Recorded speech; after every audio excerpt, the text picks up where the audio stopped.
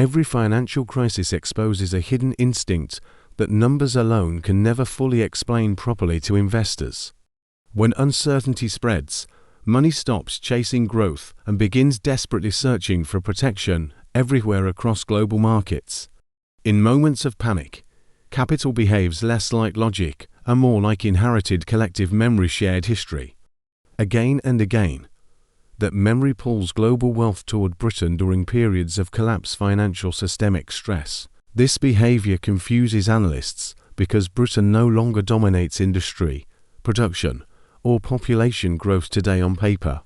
Yet capital ignores rankings and follows older instincts shaped by historical survival experiences learned over centuries repeatedly. Money remembers places where rules survived wars, revolutions, and violent political change intact without sudden legal collapse. Britain earned that reputation slowly, without ever declaring itself a financial refuge to nervous global investors worldwide. Long before modern banking, merchants hid gold where law outlived kings and collapsing armies during chaotic eras. Wealth preferred boring systems that punished chaos and rewarded predictability over ambition, consistently across generations of traders. Britain offered courts enforcing contracts regardless of ideology, nationality, or temporary political pressure from ruling authorities abroad. Property rights survived elections, crises, and ideological swings without sudden rewriting by populist leaders or emergency decrees. That continuity mattered more than strength during moments of extreme global uncertainty for long-term capital preservation. Crises reward stability, not innovation, and Britain cultivated institutional boredom deliberately over centuries through law, custom, precedent. The pound never needed dominance to earn psychological trust across investor generations during repeated global monetary disruptions. It survived wars, devaluations, and imperial collapse without disappearing completely from international settlements, reserves, contracts, pricing, systems. Survival created credibility deeper than gross statistics or trade dominance ever could achieve during recurring systemic shocks. British banks prioritized restraint, procedure, and caution over dramatic financial experimentation consistently to preserve trust, liquidity, confidence. During fragile moments, calm behavior signaled safety more effectively than aggressive intervention ever could to global investors. Silence reassured markets more than speeches, promises, or emergency declarations combined issued by politicians, ministers, regulators, officials. As empires collapsed elsewhere, Britain positioned itself as procedurally neutral ground for capital during international turmoil repeatedly. Not morally neutral, but legally predictable, which mattered far more to frightened investors seeking asset protection, continuity. Wealth does not seek justice during crises, it seeks rules that hold firmly under pressure, fear, panic. Britain understood this distinction earlier than most competing financial centers through historical observation, repetition, experience, adaptation, learning. Foreign elites quietly moved assets to London during wars, revolutions, and regime collapses across Europe, Asia, empires. Money-learned borders mattered less than systems enforcing ownership consistently and predictably through courts, contracts, enforcement, institutions. Britain offered systems that functioned even when governments elsewhere failed suddenly during coups, revolutions, defaults, breakdowns, collapses.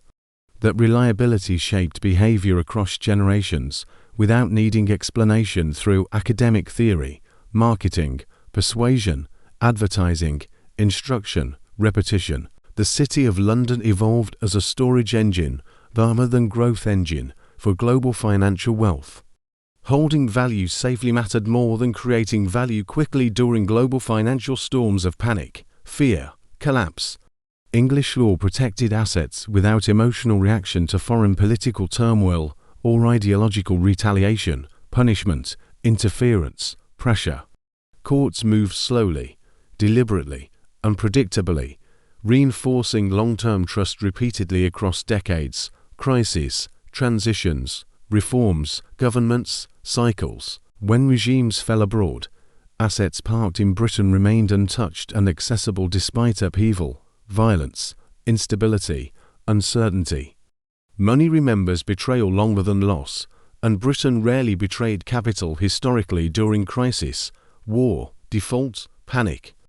World wars destroyed currencies globally, yet Britain preserved institutional continuity through administration, law, finance, governance, order, discipline. Continuity mattered more than strength when rebuilding trust after catastrophe for international investors, creditors, lenders, markets, systems. Even heavy borrowing and devaluation failed to destroy Britain's financial credibility among cautious global investors, institutions, partners.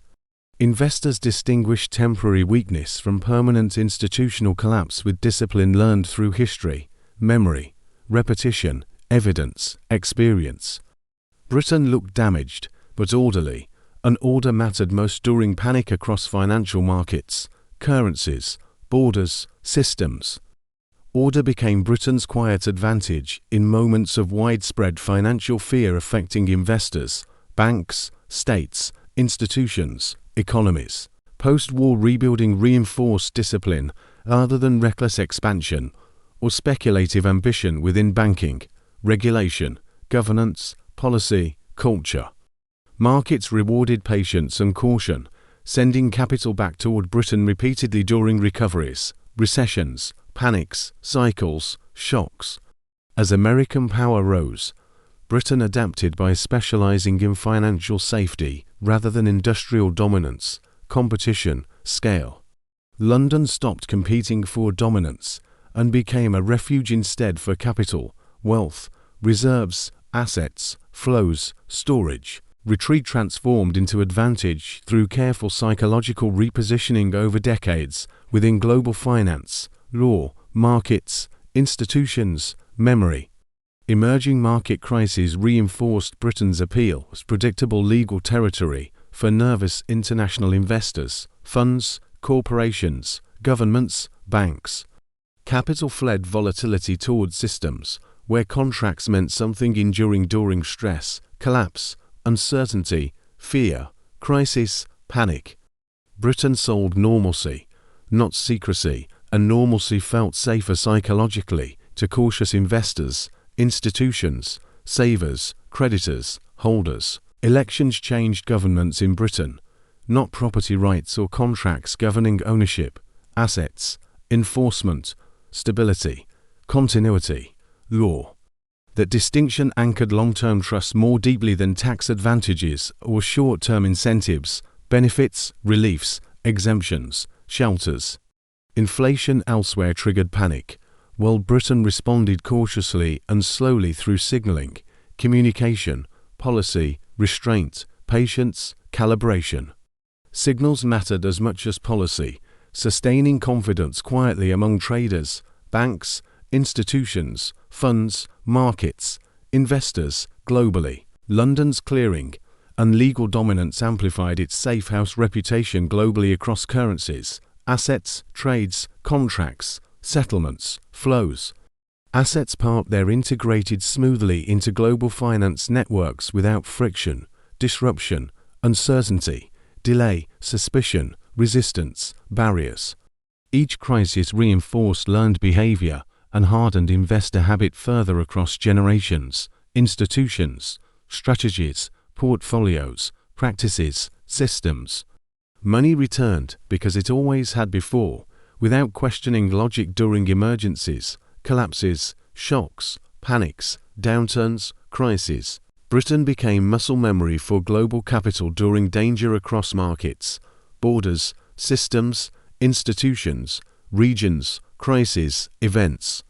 Familiar risk felt safer than unknown reform during uncertainty for conservative investors, funds, banks, savers, managers, guardians. The safe house effect reinforced itself through repeated inflows of global capital, wealth, reserves, assets, funds, savings, balances. Belief strengthened resilience, and resilience strengthened belief again through cycles, crises, shocks, downturns, panics, uncertainty, fear, memory. Britain did not promise protection. History promised it repeatedly through precedent, survival, endurance, continuity, behavior, experience, repetition.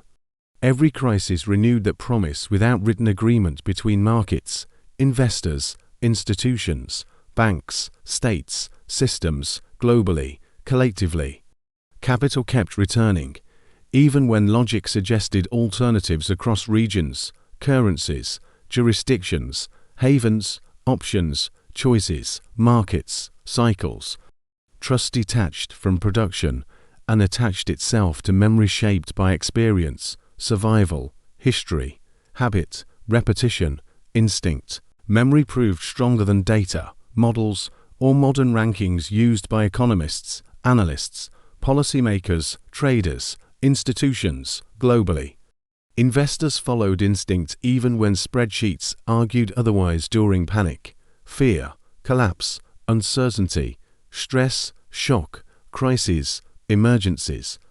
Britain benefited from being boring when excitement destroyed others across speculative booms, bubbles, excesses, manias, cycles, eras. And once memory becomes system, dismantling it becomes nearly impossible without catastrophe, collapse, rupture, disruption, crisis, shock. As Britain's safe house role deepened, global finance quietly reorganized itself around that expectation permanently. Investors began structuring portfolios assuming Britain would remain stable during every foreseeable crisis. This assumption reduced risk premiums and increased inflows automatically without government intervention or explicit guarantees. Safety transformed from reputation into economic gravity, pulling capital inward continuously. Central banks noticed this behavior and adjusted reserve strategies accordingly during turbulent periods worldwide. Sterling assets were not dominant, but they were dependable under stress conditions. Dependability mattered more than yield when fear replaced optimism across markets. Britain became the pause button during global financial panic. Legal predictability reinforced this role more than monetary policy ever could achieve directly. Even unpopular rulings signaled consistency rather than political pressure or emotional decision-making. Markets value consistency, even when outcomes disappoint occasionally. Britain delivered that consistency relentlessly. Crises elsewhere accelerated institutional learning about Britain's advantages during instability. Each shock confirmed previous behavior, rather than challenging it fundamentally. Capital rarely experiments during danger. It repeats what worked before.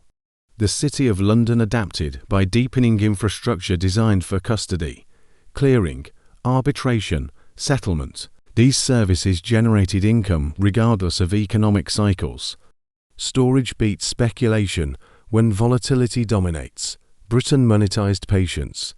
Governments benefited indirectly as inflow supported currency stability and borrowing capacity. Fear abroad reduced pressure at home quietly. Shelter produced leverage without confrontation. Britain accepted this role calmly. Critics argued safe haven inflows inflated inequality and distorted domestic housing and asset markets. These effects were real, but politically manageable compared to external instability. Safety produced costs, but also insulation. Britain chose insulation. Global elites internalized this logic deeply over decades. Wealth planning assumed Britain as fallback destination under extreme scenarios. Trust became multi-generational. Habit hardened. Attempts to replicate Britain's role elsewhere struggled against history. Trust cannot be legislated instantly or marketed aggressively. It requires endurance across disasters. Britain already endured. Digital finance and globalization did not erode this advantage meaningfully. Technology accelerated movement, but destinations remained unchanged. Speed magnified instinct. Britain stayed default. Even when Britain faced political shocks, markets differentiated noise from structural damage.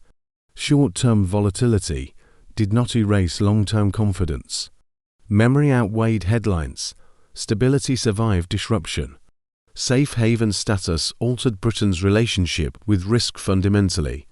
It absorbed fear generated elsewhere, turning uncertainty into demand. Fear paid returns indirectly. Britain collected quietly.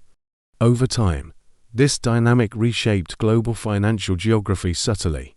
Capital clustered where exit felt safest. Britain anchored that cluster. Anchors attract weight. This system did not require perfection, only relative reliability. Others merely needed to appear worse during crises. Comparison sustained advantage. Britain understood relativity. The safe house effect insulated Britain from balance of payments crises repeatedly. Inflows offset weaknesses that would cripple other economies. Confidence bought time. Time preserves systems. As climate, debt, and geopolitical risks grow, this role strengthens further. Uncertainty multiplies demand for familiarity. Britain remains familiar. Familiarity wins. The paradox remains striking. Declining empires rarely gain financial influence during retreat. Britain did, by specializing in survival rather than dominance. Retreat became shelter. Shelter became power. History may remember Britain less for what it produced, more for what it protected. In a volatile world, protection became priceless. Safety outperformed ambition.